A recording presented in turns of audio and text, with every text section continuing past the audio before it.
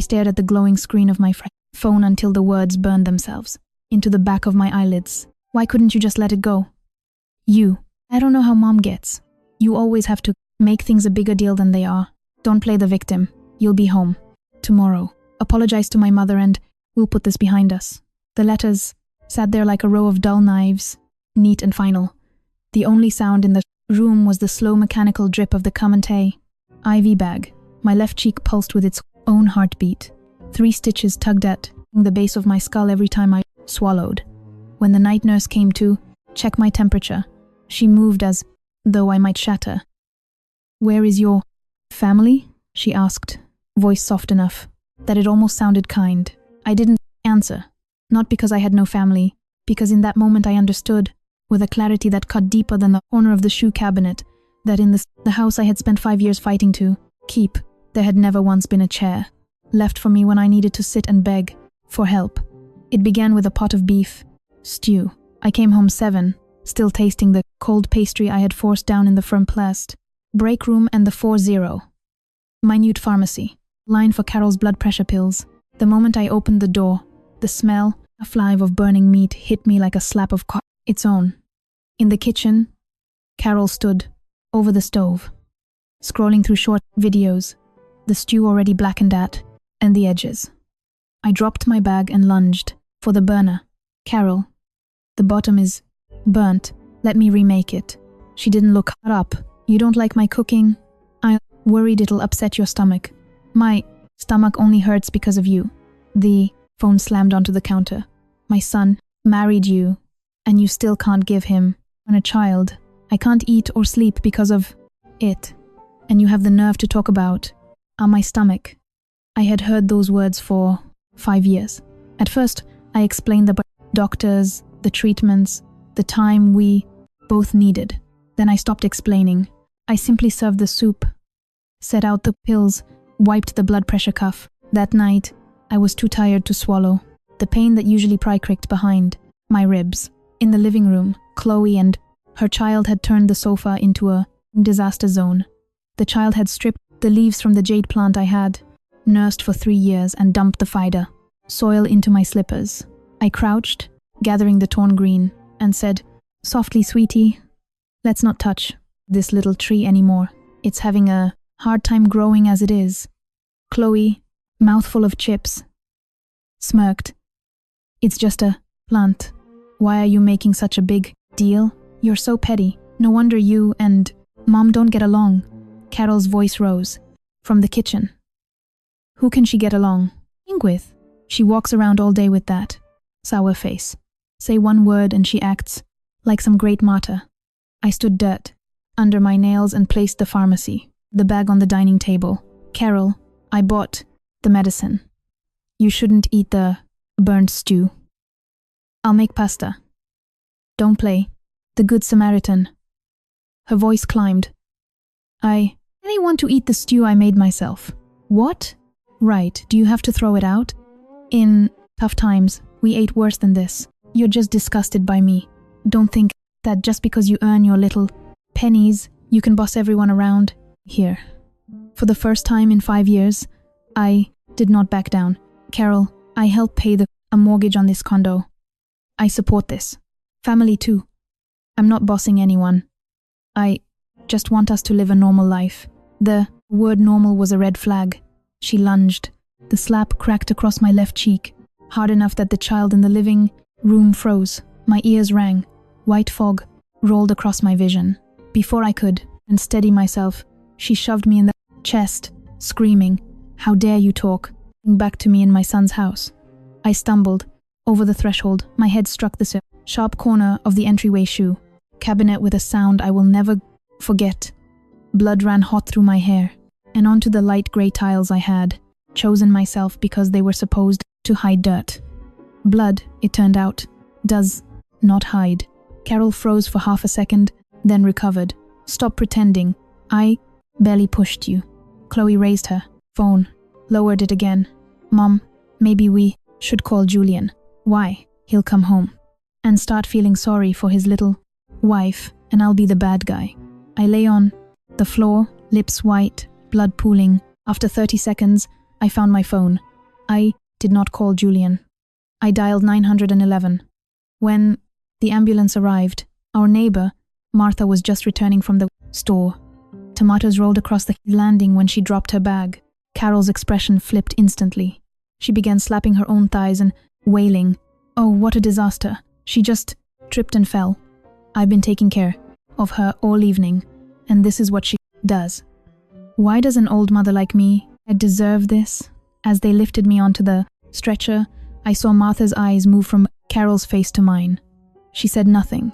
She simply bent, picked up the scattered pharmacy bag, and tucked it into my hand. "Don't you worry, Ara," she whispered. "When you're feeling better, we'll sort all this out." At the hospital, the nurse asked for a relative's number. I gave Julian's. He answered on the third try. Wind howled in the background. Men laughed. Someone shouted, "Julian, you've got a bite." The nurse frowned. "Your wife has been injured and is hospitalized. Please come immediately." Silence, then irritation. "Not alarm. How bad is it?" "A head injury. She needs monitoring." "And my mum, how's she?" The nurse glanced at me. I closed my eyes. Half an hour later, he still had not arrived. Only the single text. I turned the phone face down on the blanket. That night, I did not sleep. My head throbbed, my cheek ached, my heart felt constricted, but my mind was sharper than it had ever been. I opened my notes app and pulled every transaction, every receipt, every contract, every utility bill from 5 years of marriage. Each file felt like extracting a splinter I had driven into my own flesh. At 2 inches the morning, I messaged Brenda, the HOA manager. "Brenda, could you open the main door for me tomorrow morning? I need to move my things out," she replied instantly. "But you're in the hospital," Martha told me. "What happened?" "I'm fine. Please don't ask questions. Tomorrow at 8. Thank you." A thumbs up emoji then. "Ara, I want to stick my nose where it doesn't belong. But what's happening at your place is completely out of line." I smiled for the first time that night. In my husband's family, I had most often been told to give in, to endure, I remember I was only the daughter-in-law. The HOA manager saying the words out of line made me feel like a person again. At 6:30, I pulled the IV from my arm and signed the form against medical advice. The nurse protested that I was dizzy. I told her I would make no sudden movements. I was simply going to take my life back. I withdrew cash from an ATM, waited until Julian left for work, and Carol headed toward the hospital, then met the rapid packing team. In under an hour, every labeled item of mine stood in the hallway. I had swallowed a double dose of painkillers just to stay upright. Cold sweat beaded on my forehead. Several times, I leaned against the wall until the hallway stopped spinning. At 9:30, Carol arrived at the hospital with Chloe, 2 friends from the senior center, and a pretty bag of shriveled apples. She spoke loudly the entire way down the corridor. This daughter-in-law of mine, such a people-law, difficult character. Yesterday, she was rude, fell down on her own, and now she's checked herself in. So dramatic. But what can I do? I'm the mother-in-law. I have to visit. They pulled back the curtain. The bed was empty, the blanket neatly folded. On the bedside table, only a plastic cup, holding down the hospital receipt and a single dried leaf from the jade plant. Carol's smile vanished. Chloe looked under the pillow. "Where is she? Did she run away?" A nurse approached. "The patient checked out this morning." Carol's voice rose to a shriek. "How could you let an injured person leave? Who will be responsible?" The nurse looked at her coldly. "And where were you? Last night when she needed her family?" Carol turned pale, then red and dialed. "Julian." I was already across town, uploading screenshots, receipts, contracts, hospital records into carefully dated folders at a small copy center. The owner poured me hot water and offered ice for my face. I thanked him and kept working. I knew this family's habits too well. Carol would cry, Chloe would curse, Julian would blame me for making them look bad. None of them would ask how badly I was hurt, so I had to stay one step ahead. I rented a storage unit. I called my friend Kate, who ran a guest house in the suburbs. She said only, "Come, the room is ready. Bring yourself." Back at the condo, the neighbors had gathered. 6 plastic bins, 2 cardboard boxes, and the jade plants stood in a neat row. Each container bore my handwritten labels. Era's personal clothing. Era's premarital property. Kitchenware, purchased by Era.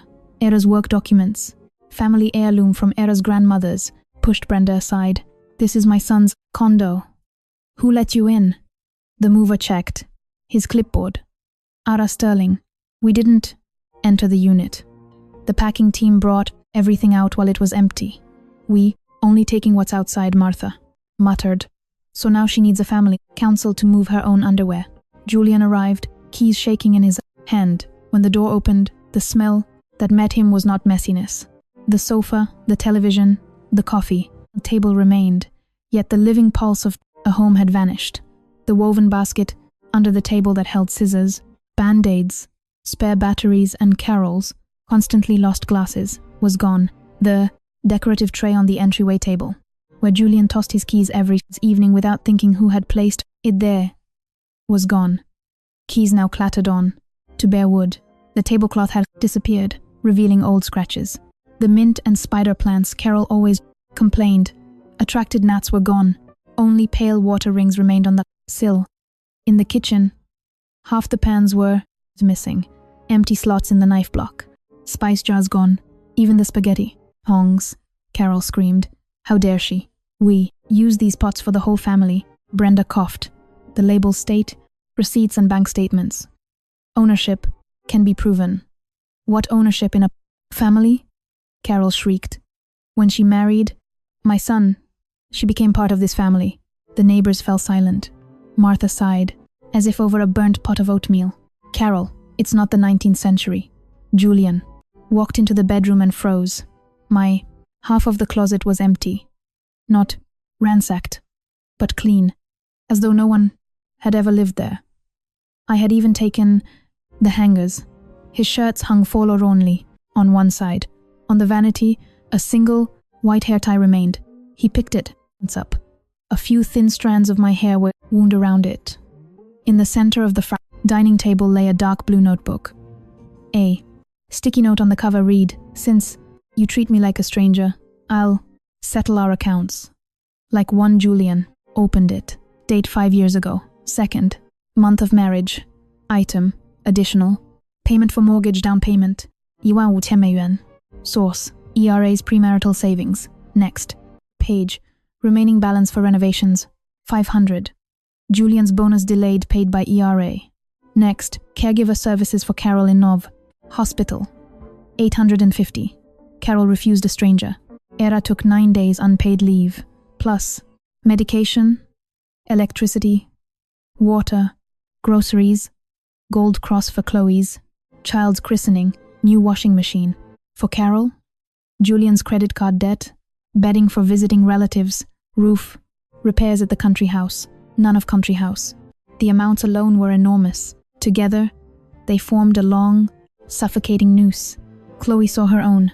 Name, postnatal vitamins, Gold Cross, unrepaid $50. She tried to slam the Brockbenzhaus, Vov unrepaid $50. Notebook shut. What does this mean? Did she ever even see us as family? Martha, in the doorway. If you borrow money and don't pay it back, it's logical to write, move it down. Carol snatched the notebook and threw it onto the table. This is all fake. She's trying to make us look bad. My phone buzzed in Julian's pocket. 1. Photograph, the hospital receipt, and my face under bright lights. The swelling. On my left cheek, grotesque. Caption. Julian, I'm not making a scene. I'm just putting things back where they belong. He stared until his fingers turned to stone. Carol kept screaming, but her voice seemed distant, as though through cotton. Julian looked around the familiar, suddenly alien rooms and understood. To leave, a person does not have to slam a door. Sometimes she simply takes the spice jars, leaves an account book, and lays out on the table. Every ugliness she once hid from your eyes. Then an icy wind begins to blow through the walls. The notebook lay open. The three of them stood around it, as if around a well from which smoke had suddenly poured. Carol recovered first. She flipped furiously through the pages. Who is she showing this to? She ate our food. Lived in our house. Isn't it normal she spent some money? My son gave her his entire salary. Julian gave her a heavy look. Only yesterday, he would have nodded. He had always transferred a part of his paycheck to the joint account and spent the rest on fishing, bars, gear. He had even grumbled that I was too stingy when he wanted a third winter jacket. Now looking at the ledger, he saw for the first time that the family budget was a leaky bucket. His money disappeared into the mortgage, utilities, his mother's medicine, his sister's debts. Whatever was missing, I quietly added from my own pocket. I paid and stayed silent. That was why he had sincerely believed the family had no financial problems and his wife had no backbone. Chloe's voice turned venomous. Julian, don't fall for this. What normal woman keeps a ledger on her husband's family? Pure calculation. Brenda could not resist. Chloe, she also paid the utility bills last year when you were 3 months behind. Transferred the money at night and asked me not to post in the side-end community chat so Carol wouldn't be embarrassed. Carol snapped. You're just the HOA manager. Stay out of private family matters. Brenda smirked. I'd be happy to. But when the pipe burst, when the fob was lost, when someone took your parking spot, who came running to me? I've seen Julian twice in the last year. Once he asked how to open the package locker. Once he asked if he could fish in the decorative pond. Someone in the hallway chuckled. Julian's face turned splotchy. Brenda, that's enough. As you wish. She closed her notebook. This is a fire hazard. The containers. Leave now, or you drag them inside yourselves. But they have her name on them. Hold someone else's property by force. And I'll call the police myself. Carol plopped down beside the jade plant, as if defending family jewels, until she comes back and looks me in the eye. Not one thing. Leaves this building. The mall mover checked his watch. Mom, we're paid by the hour. Martha, you're going to get quite a bill. Ara earns her money through hard work. Carol jumped up. Say one more word. Martha clutched her. Cottage cheese. I was talking about the cottage cheese. Does my cottage cheese bother you? Julian went onto the balcony to smoke and discovered the ashtray was gone. I had bought it myself. I never nagged him about the cigarettes. I simply placed an ashtray and planted mint beside it so the scent would cover the tobacco. Now only rings remained on the sill, illuminated by the sun like dried tears, he called. First ring, unanswered. Second went to voicemail. Third declined. He left a message. Stop this circus. Why are you making such a huge scene? Do you enjoy the whole building laughing at us? My mother is an elderly woman, and you're making her embarrass herself in the hallway. My reply arrived minutes later yesterday evening when I was lying in a pool of my own blood in the hallway. She wasn't embarrassed. He stared at the words until a lump rose into his throat. Finally, he forced out, So, what do you want? I did not answer. I was already at the storage facility, then at Kate's guest house. The yard smelled of hydrangeas and jasmine. Retro string lights hung along the fence. Kate's voice drifted from the kitchen. Ara, should I add an egg to your pasta? Go for it. That night, I slept more soundly than I had in 5 years. Back in the condo, the first dinner without me consisted of half-raw instant noodles. Carol declared she would not eat delivery food. Unsanitary. Julian tried to cook pasta, became distracted by work, messages, and burned the bottom of the thin aluminum pot Carol had insisted was better than my wasteful new ones. The pot that had only ever been used to boil. Eggs now filled the kitchen with acrid smoke. Chloe laughed until she held her stomach. You're not cooking pasta. You're practicing alchemy. Julian flared. Then you cook. Chloe fell silent. My child is waiting at home. I don't. You know how to do all this. Carol glared. Your sister-in-law is a woman too. Why? Did she know how? Chloe blurted. Well, it's not like she had anything better to do. Dead silence. Nothing better to do. I left for work at 7:30, returned at 7, bought groceries, cooked dinner. On weekends, washed Carol's curtains, vacuumed rugs, took her to the clinic. When Chloe's child ran a fever at night, I called a taxi and brought fever reducer. When Julian came home from fishing filthy, I silently soaked his pants. My free time had been the pathetic scraps left after everyone dumped their problems on me. That truth was too unpleasant for any of them to admit. They ordered pizzas and sushi. Carol chewed and grumbled. This is disgusting. All salt. Era's beef stew at least tasted homemade. Julian froze with a slice in his hand, remembering the burnt pot and the slap that followed my offer to remake it. The next morning, Carol decided to do laundry. She stuffed everything into the hottest sanitized cycle. Julian's expensive wool sweater emerged the size of a child's jumper. Chloe nearly fell over laughing. Mom, did you knit a new sweater for my son? Julian's face turned green. I'm supposed to wear that to a client. Meeting next week. Carol threw the mothers of sweater into a basin. Don't you dare yell at me. The clothes are too delicate. Your wife used to handle this. Why didn't she teach me? She tried. Julian said, you didn't want to. Listen. Carol's eyes turned red. Oh, so that's how it is now. Lecturing your own mother because of her. Is some piece of cloth more important than me? Julian swallowed the words, trying to escape. Every problem in that house had always drained toward one outlet. If Carol was uncomfortable, I was to blame. Now the drain was clogged and the dirty water was drowning them. In the afternoon, Chloe stopped by, hoping for free lunch. Seeing only empty pizza boxes, she grimaced. Ara still hasn't come back. Julian snapped. Why are you asking me? Chloe pouted. She's so cruel. Mom is at her age, and she just abandoned the house. Is that any way to act? Carol, he massaged her temples. She's just waiting for me to crawl to her on my knees in her dreams. I've never bowed my head to any daughter-in-law. The doorbell rang. Martha stood there with a jar of homemade pickles. My cucumbers are perfectly pickled. I thought I'd share. She peeked over Julian's shoulder. Oh, have you not cooked today? Carol sulked. We made oatmeal this morning. Martha glanced at the black pot in the sink. Yes. Judging by the color, the fire was quite impressive. As she left, she remarked casually, by the way, Carol, someone in the building group chat was asking if the blood on your floor has been cleaned. The kids are scared to walk up the stairs. Carol's face elongated. She opened the chat. A photo of the landing, blood pixelated, but the light grey tiles unmistakable. Someone had written, "Whose place is this?"